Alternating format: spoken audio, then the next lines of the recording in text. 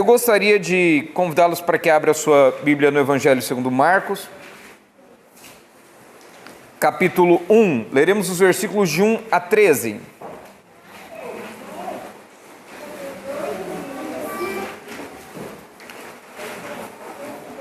Nós começamos uma exposição do Evangelho de Marcos. Vimos no versículo 1 o verdadeiro Evangelho. Nos versículos de 2 até o versículo 8, nós vimos o verdadeiro arauto. E agora, dos versículos 9 ao versículo 13, nós falaremos sobre o verdadeiro Filho de Deus. Espero que você mantenha a sua Bíblia aberta durante a exposição, mas por ocasião desta leitura, eu gostaria de pedir que os irmãos acompanhem na projeção e façam a leitura em conjunto ao texto que está destacado. E eu lerei as demais partes. Vamos lá? Todos a uma só voz? Princípio do Evangelho de Jesus Cristo, Filho de Deus, conforme está escrito na profecia de Isaías. Eis aí, envio diante da tua face o meu mensageiro, o qual preparará o teu caminho. Voz do que clama no deserto, preparai o caminho do Senhor, endireitai as suas veredas. Apareceu João Batista no deserto, pregando o batismo de arrependimento para a remissão de pecados. Saíam a ter com ele toda a província da Judéia e todos os habitantes de Jerusalém, e confessando seus pecados, eram batizados por ele no Rio Jordão. As vestes de João eram feitas de pelo de camelo. Ele trazia um cinto de couro e se alimentava de gafanhotos e mel silvestre. E pregava dizendo: após mim vem aquele que é mais poderoso do que eu, do qual não sou digno de, curvando-me, desatar-lhes as correias das sandálias. Eu vos tenho batizado com água, ele, porém, vos batizará com o Espírito Santo. Naqueles dias veio Jesus de Nazaré, da Galileia, e por João foi batizado no Rio Jordão. Logo ao sair da água, viu os céus rasgarem-se, e o Espírito descendo como pomba sobre ele. Então foi ouvida uma voz dos céus: Tu és o meu Filho amado, em ti me comprazo. E logo o Espírito o impeliu para o deserto, onde permaneceu 40 dias, sendo tentado por Satanás. Estava com as feras, mas os anjos o serviam. Bem, meus irmãos, gostaria de falar sobre Christopher Reeve. No final da década de 70, surgiu um ator desconhecido do público geral, mas que convenceu o mundo de que o homem poderia voar. Ele protagonizou um filme do Super-Homem. Foi um filme de grande sucesso, uma bilheteria impressionante. Ele mostrou neste filme um super-herói cujo símbolo era um poder inimaginável. E ele encarnou tanto o personagem que todos admiravam, inclusive o ator, diante disso. Mas, meus irmãos, em um acidente, por ter caído de um cavalo em 1995, ele ficou tetraplégico, encerrando a sua carreira de ator. Esse ator, meus irmãos, foi do céu ao inferno, dos holofotes ao anonimato, das estrelas ao leito. De modo semelhante, meus irmãos, eu gostaria de falar de outra pessoa, Jesus Cristo, nosso Senhor, que também foi do céu ao inferno. Meus irmãos, é conhecido a sua jornada. O evangelista Marcos descreve que o princípio do Evangelho de Jesus Cristo, Filho de Deus, que ao se encarnar, nós sabemos por outros evangelhos, nasceu da Virgem Maria e veio a este mundo sofrido, mas no início do seu ministério, ele teve os céus ao seu redor. Meus irmãos, foi uma situação maravilhosa, como nós lemos nesta noite. E por escolha, não por um acidente, ele foi ao deserto para ser rodeado pelo inferno. Meus irmãos, a Bíblia hoje chama você a observar estes dois cenários antagônicos, tendo Jesus como principal protagonista. Por isso, observe agora o batismo. Observe Jesus Cristo, aquele que é o Deus Filho. Meus irmãos, olhe como o texto diz para nós. Naqueles dias veio Jesus de Nazaré da Galileia e por João foi batizado no Rio Jordão. Meus irmãos, nós lemos no sermão de domingo passado, nós estávamos falando a respeito de João Batista. Ele estava batizando as pessoas, ele chamava os judeus ao arrependimento, ele chamava as pessoas para que mudassem de vida. Ele dizia às pessoas: vocês são tão nojentos quanto os estrangeiros e precisam de batismo de arrependimento. Vocês precisam mudar a sua vida. E então, quando ele batizava, chegou ali Jesus de Nazaré. Observe, nós sabemos que ele é o maior anunciado por João Batista. João Batista dizia assim: eis que após mim vem aquele que é mais poderoso do que eu, do qual não sou digno de, encurvando-me, desatar-lhe as correias das sandálias. Eu vos tenho batizado com água, ele, porém, vos batizará com o Espírito Santo. Observe isso, João Batista estava falando sobre alguém, e esse alguém aparece. Quem é esse esperado? O arauto estava anunciando a chegada de alguém, e chegou este grande rei, chegou Jesus Cristo. E quando o texto diz que Jesus Cristo vem, ele descreve aqui como vindo de Nazaré.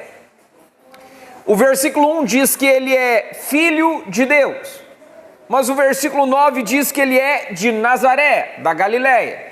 Lembremos, este livro, o Evangelho de Marcos, foi escrito com o objetivo de evangelização, evangelizar os romanos. Então os romanos que viviam lá em Roma não tinham conhecimento dessa geografia, dessa região, por isso ele especifica, ele fala de Nazaré da Galileia. A Galileia era uma região mais conhecida.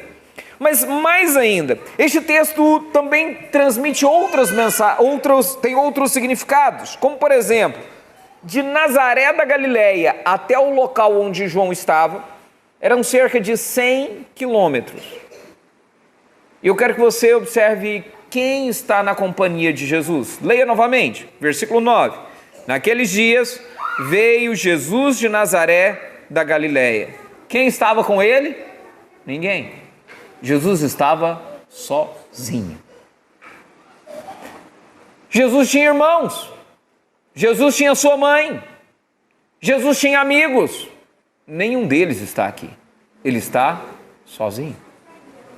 Jesus aparece naqueles dias, ou seja, no auge do ministério de João Batista.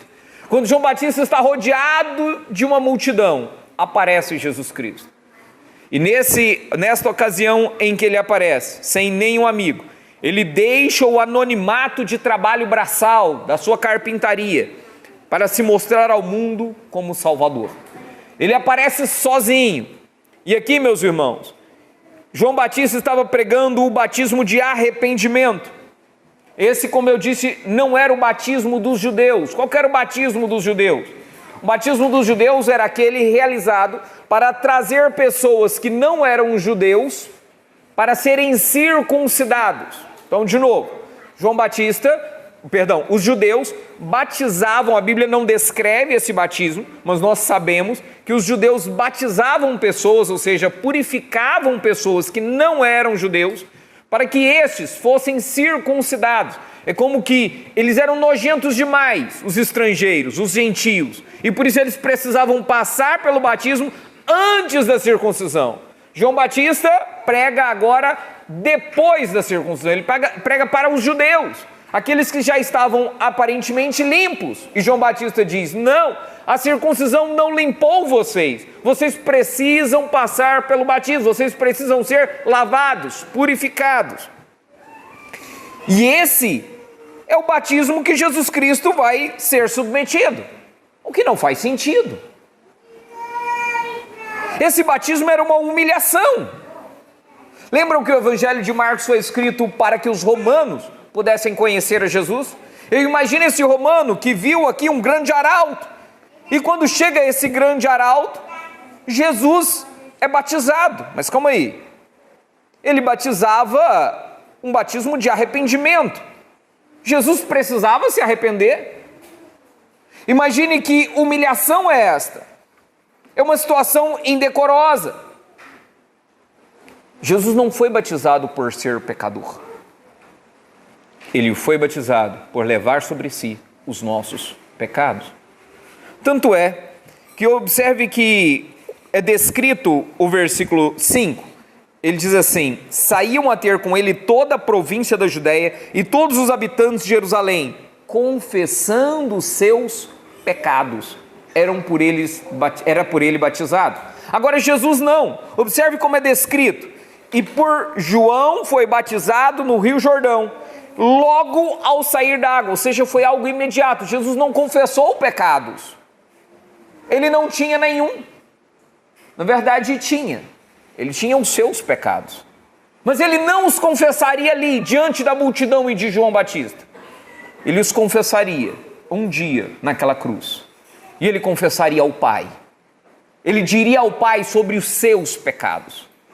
Ele receberia a condenação no seu lugar. Meus irmãos, Jesus se humilhou por escolha para perdoar os pecados do seu povo. Mas aqui, no batismo, não está apenas o Deus Filho, está também Deus Espírito Santo. Observe o versículo 10, ele diz: logo ao sair da água, vi os céus rasgarem-se e o Espírito descendo como pomba sobre ele.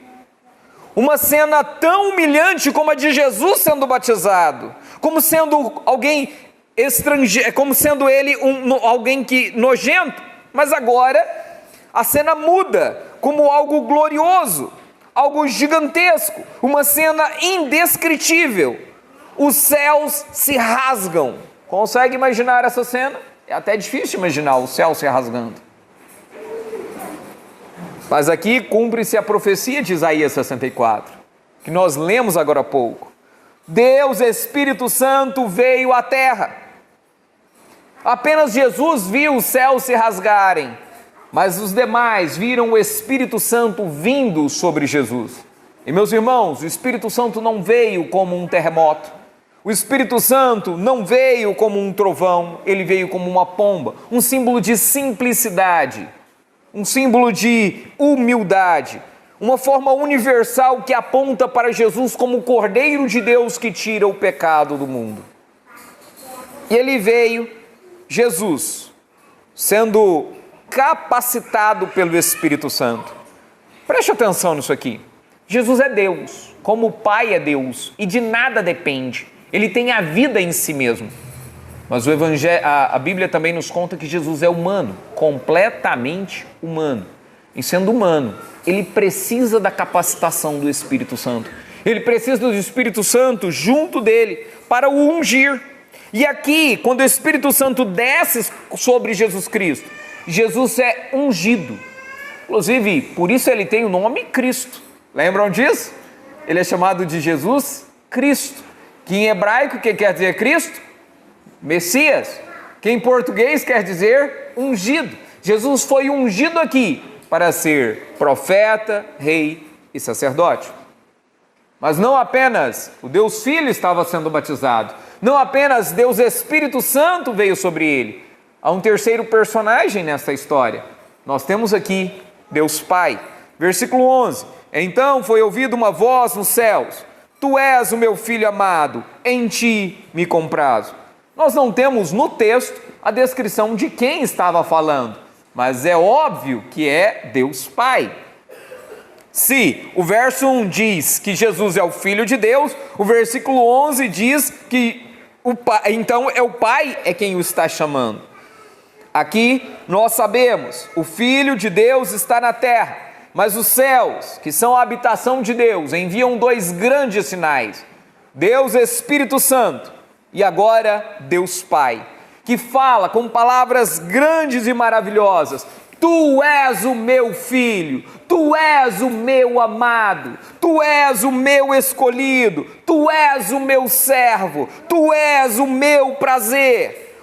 Isaías 42, que nós também lemos, diz: Eis aqui o meu servo, a quem eu sustenho, o meu escolhido, em quem a minha alma se compraz. Eu pus nele o meu espírito, e ele promulgará o direito para os gentios. É este Jesus Cristo, nosso Senhor. Meus irmãos, esta cena é como um pequeno teatro. Detalhe, é como um pequeno teatro. Imagine, se Deus resolvesse destruir toda a humanidade pelos seus pecados. Se ele o fizesse, ele seria justo e bom.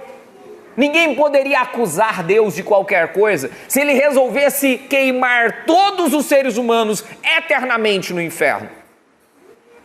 Mas veio Jesus, e ele se colocou entre Deus e a sua ira e entre o seu povo escolhido. E então, Deus Pai olha para Jesus no meio dos dois e vê que Jesus não está lá para afrontar o Pai. Na verdade, nós sabemos bem, Jesus está ali amando do Pai.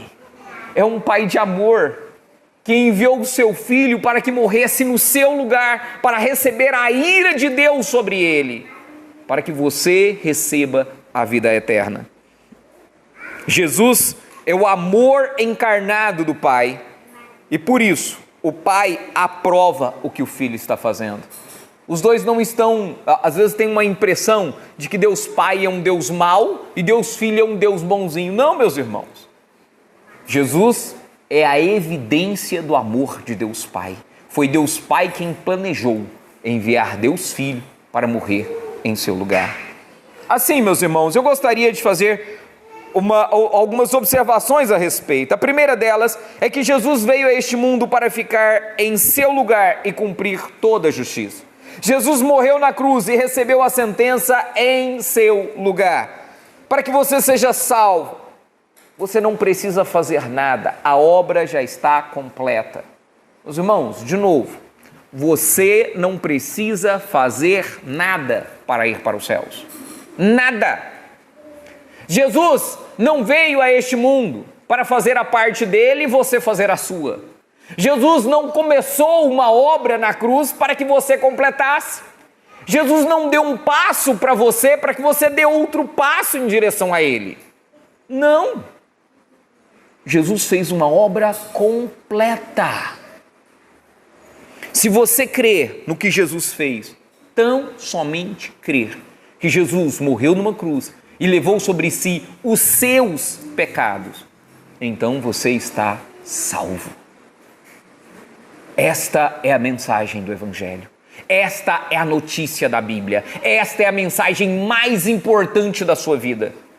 Você não precisa fazer nada, já foi feito. Jesus veio. Ele recebeu cada etapa. Embora nós conheçamos aqui apenas uma parte do que Jesus Cristo fez.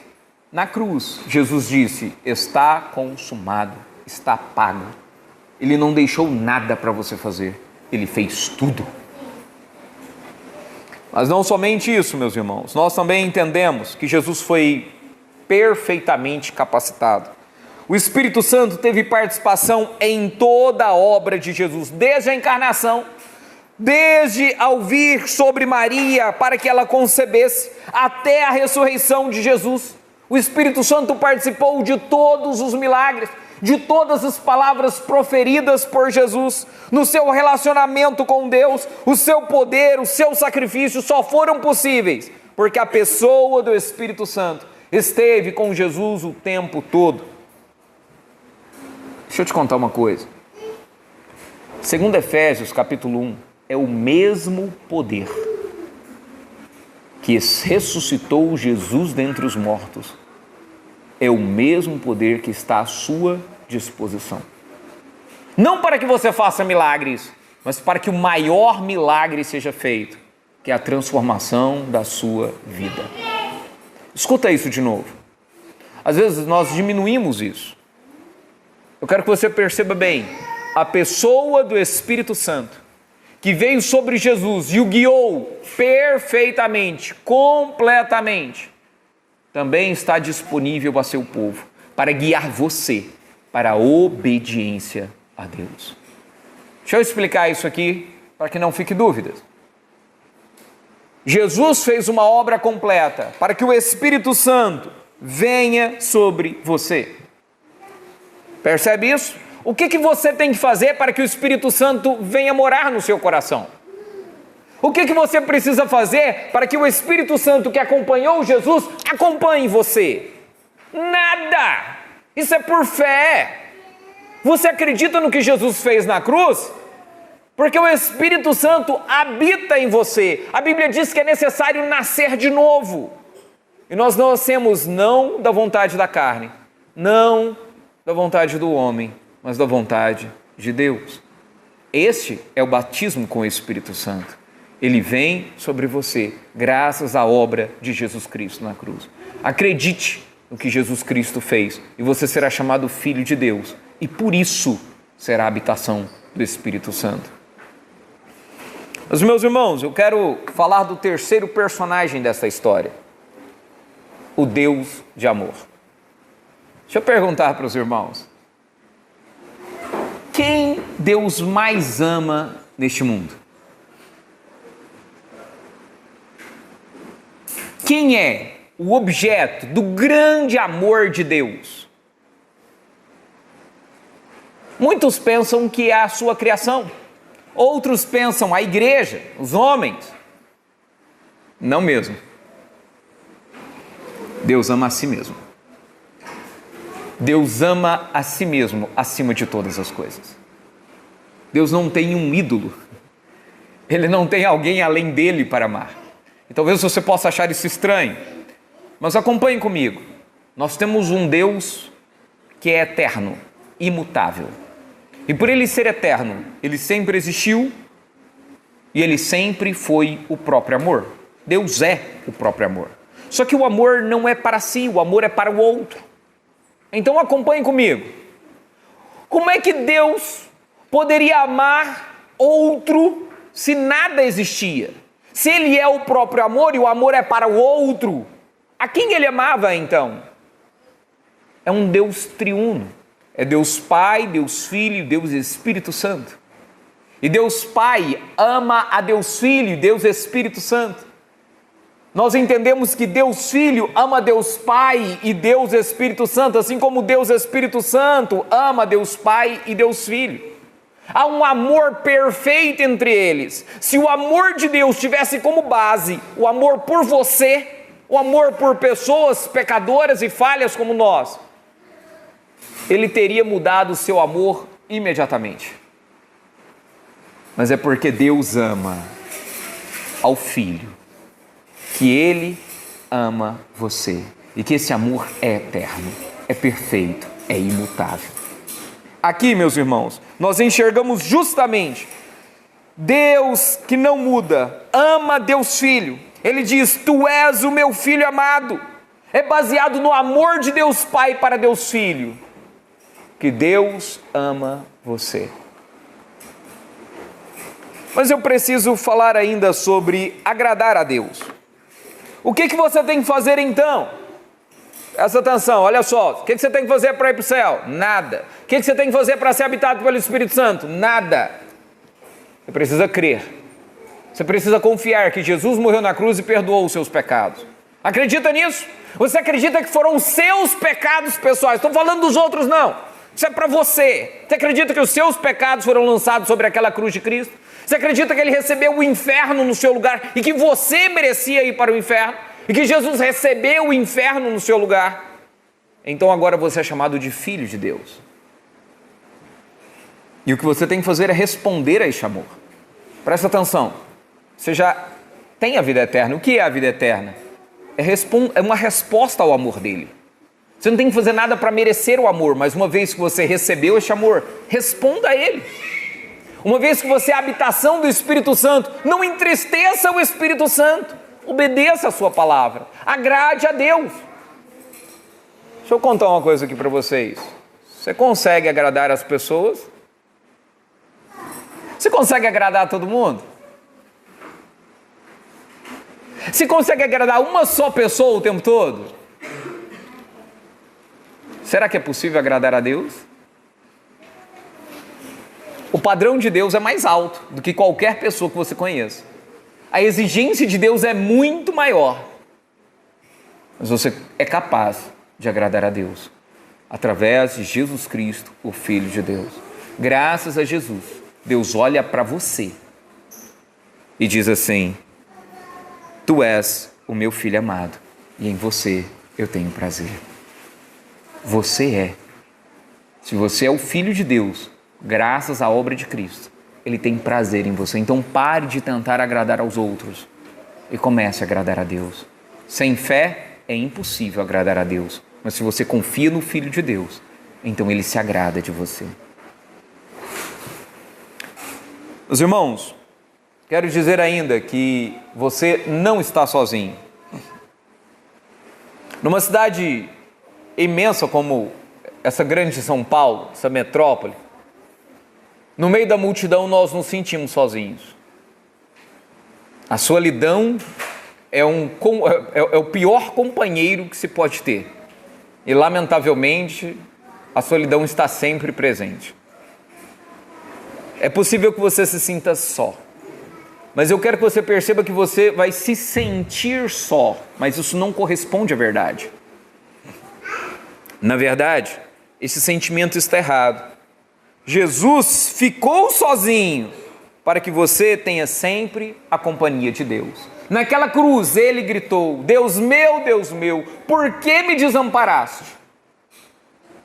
Para que você não seja desamparado por Deus e tenha Ele sempre em sua companhia.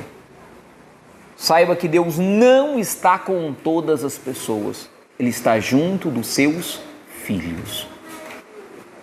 E Jesus é quem garante que você está junto de Deus, que Deus está sempre ao seu lado, em cada situação que você enfrentar. Ainda, o diabo vai te acusar dos seus pecados, o diabo vai te lembrar dos muitos erros que você praticou. Lembre dos seus pecados, lembre quão graves eles foram, quão graves eles são, e lembre que Jesus foi batizado no seu lugar. Lembre que Jesus entrou na fila dos culpados para que você fosse contado entre os justos. Deus perdoou os seus pecados. Jesus levou sobre si toda a sua culpa. Cada vez que você lembrar dos seus pecados, lembre 10 vezes da obra completa e perfeita de Jesus Cristo. Ainda mais, meus irmãos, Deus não se agrada da sua performance. Presta atenção. Deus não olha para você e fala assim: tá cansado, né? Ainda tem muita coisa para você fazer, vamos lá. Deus não está sedento, desejoso de te ver fazer o que você tem de melhor. Às vezes nós somos muito movidos a isso. A gente quer agradar a Deus com as nossas obras, né? Às vezes a gente quer... Tem uma música profana que diz assim: eu quero subir o mais alto que eu puder, né? Quero chamar a sua atenção para mim. Você não consegue. Isso é impossível. Presta atenção. Deus não quer você o impressionando. Deus sabe do seu cansaço. Deus sabe das suas frustradas tentativas de tentar fazer tudo direitinho. Ele sabe. E deixa eu te falar, Ele não se importa com esses detalhezinhos que você se importa. Às vezes a gente fica preocupado com minúcias. Como o panetone, que é cheio de coisinhas, às vezes a gente também é cheio de coisinhas, né? Deus não está interessado na sua performance. Lá na primeira carta de Pedro, quando vai descrever os ímpios, ele descreve pelas suas ações. Mas quando ele vai descrever o povo de Deus, ele descreve por quem eles são. Deus olha para você e ele não diz: muito bem, olha o que você fez, eu te amo, porque você fez tudo certinho. Não, ele diz: você é o meu filho amado, e eu tenho muito prazer em você. Então descanse. Confie nas palavras do Pai. O mesmo Espírito que capacitou Jesus Cristo, capacita você, para que você creia e confie no amor dele, que você faça, não para ser amado, mas porque ele te ama. Quero ainda, meus irmãos, chamar a atenção para nós falamos sobre o momento humilhante, mas é preciso falar também do momento em que Jesus desce ao inferno. Jesus foi no batismo, um momento difícil, constrangedor, mas ele foi exaltado quando o Pai e o Espírito Santo apontam para a obra perfeita do Filho. E o episódio é o seguinte: nós não temos o céu se abrindo, mas o inferno. Observe aqui o ringue, observe aqui o ambiente escolhido para uma batalha sem igual. Você precisa observar a batalha, observe como ela é descrita. E a batalha, observe o versículo diz: e logo o Espírito o impeliu para o deserto, onde permaneceu 40 dias. Assim que Jesus foi batizado, ele foi levado pelo Espírito Santo a este deserto. O texto diz a palavra impelida, acompanhe o texto, ele diz lá no versículo 12, e logo o Espírito o impeliu para o deserto. Esse logo é de imediato, esse impeliu é a força. Eu sei, quando dá a impressão de a força, parece que Jesus não queria ir. Lendo os outros evangelhos e conhecendo a natureza de Deus Filho, nós sabemos que ele não tinha resistência a isso. Mas é porque Jesus tinha uma agenda para cumprir. Agenda esta que o Espírito Santo o levou para cumprir. Então o Espírito Santo o leva para o deserto. Não sabemos exatamente onde era esse deserto, mas sabemos que era um lugar inóspito, um lugar onde haviam animais selvagens e perigosos, um lugar onde Jesus ficou por 40 dias. E observe mais, meus irmãos. Temos aqui, nos é apresentado um adversário. Embora o texto diga que Jesus seria tentado por Satanás, inclusive Satanás, a palavra literalmente quer dizer adversário, não parece que o diabo queria estar nessa luta. Se você acompanhar a leitura, e nós faremos a leitura de todo o evangelho, você vai ver que o diabo não quer enfrentar Jesus. Não quer. Acompanhem comigo, logo a seguir, lá no versículo 24 do mesmo capítulo, um homem possesso de espírito imundo diz: Jesus Nazareno, que temos nós contigo? Vieste perder-nos? Em outras passagens, os demônios estão agitados porque não querem confrontar-se com Jesus. Por quê? Porque eles sabem que vão perder. Como uma serpente que está acuada e nada mais pode fazer. Aqui tem o diabo, acuado, num canto. Ele também foi estar no ringue, só que ele não quer estar lá. E o que acontece com uma serpente que está acuada? O que ela faz? Ela dá um bote, ela ataca. E é isso que o diabo faz. Ele ataca porque não tem nenhuma outra opção a não ser esta. E então, compreendemos que esta batalha precisava acontecer, porque Jesus, o segundo Adão, alguém parecido com Adão lá de Gênesis, é preciso que Jesus vencesse a serpente do Éden. A queda do diabo aconteceu logo após o pecado de Adão. Adão pecou. Adão caiu em transgressão. Ele estava em um jardim. E ele pecou, ele falhou com Deus. Ele trouxe todo o seu povo à transgressão, à condenação. Então agora Jesus representando o seu povo, vem enfrentar o diabo. Esta batalha já tinha sido anunciada. E aqui o diabo tinha todas as vantagens possíveis. Jesus estava sozinho, longe de outras pessoas. Jesus estava aqui num lugar não agradável, um lugar que apontava para um abandono de Deus Pai para Deus Filho.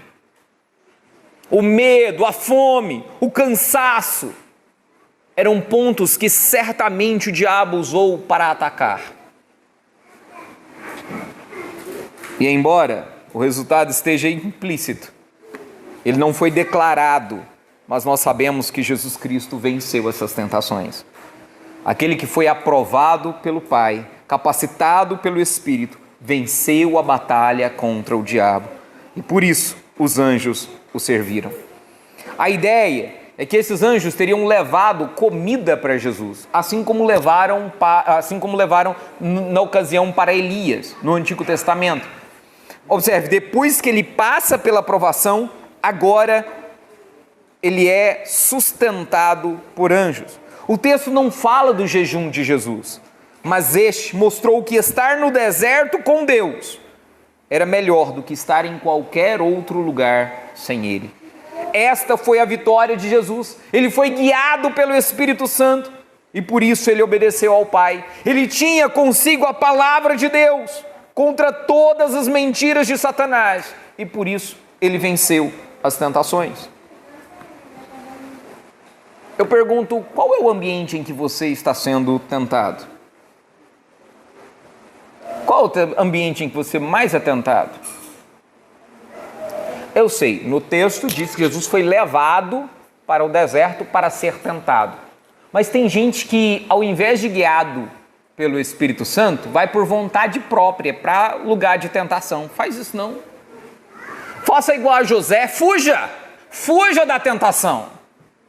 José no Egito não fez isso? Fugiu da tentação. Não vá para o lugar da tentação sozinho. Não vá por conta própria. Fuja das tentações. Se você tem um ponto fraco, fortaleça-o. Não é assim que Jesus diz? Se tem alguma coisa, se a tua mão direita te faz pecar, corta fora. Teu olho direito te faz pecar, corta fora. Tem um lugar, um ambiente, tem um ponto fraco, corte isso fora da sua vida. É por acaso redes sociais? É por acaso alguma pessoa? É por acaso algum ambiente em que você frequente? Se algum lugar te leva ao alcoolismo, fuja desse lugar. Mas nós sabemos que em algumas situações você precisará enfrentar as suas tentações. Em algumas circunstâncias, você será levado à tentação. E nessa hora, você precisa orar. Livra-nos. Não nos deixes cair em tentação, mas livra-nos do mal. Ore ao Senhor. Peça ajuda. Peça socorro ao Senhor. E mais, apegue-se às Escrituras. Jesus foi divinamente capacitado 2 vezes pela habitação do Espírito Santo e pela verdade do que Deus lhe disse. Vocês lembram uma das tentações ditas pelo diabo? Se és filho de Deus, já que você é o filho de Deus. Não é assim que ele começa? É descrito isso tanto no Evangelho de Mateus quanto de Lucas. É graças à frase que Deus disse, tu és o meu filho, é que ele é sustentado nessas tentações. Agarre-se, não às mentiras do diabo, mas à verdade de Deus para lutar. Quando se sentir tentado, lute, não como se dependesse de você. As pessoas às vezes querem lutar com suas próprias armas, não faça isso. Lute com as armas que Deus te dá. Quer 3 armas simples que Deus te dá para lutar? É facinho. Bíblia, oração e igreja. Eis aqui armas poderosas para a tentação. A gente chama de boi. Lembram disso? Bíblia, oração e igreja. Leia a Bíblia. Ore ao Senhor e venha para a casa de Deus. Existem aqui companheiros que não te deixarão sozinhos e que vão lutar ao seu lado contra as tentações que o diabo lança contra você. E ainda, meus irmãos, Jesus venceu por você. Jesus venceu no deserto para que você pudesse vencer no seu deserto. Se o Filho amado de Deus enfrentou o inferno no início da sua obra, você pode confiar que Ele estará com você em seu inferno pessoal. Jesus, o Espírito Santo levou Jesus, não o diabo, ao deserto. Sabe o que isso quer dizer? Às vezes Deus te leva ao deserto, não por castigo, mas para te levar para a escola. Ele te leva para o deserto para treinar você. Ele te leva para o deserto para que você possa conhecer ainda mais do seu cuidado e zelo.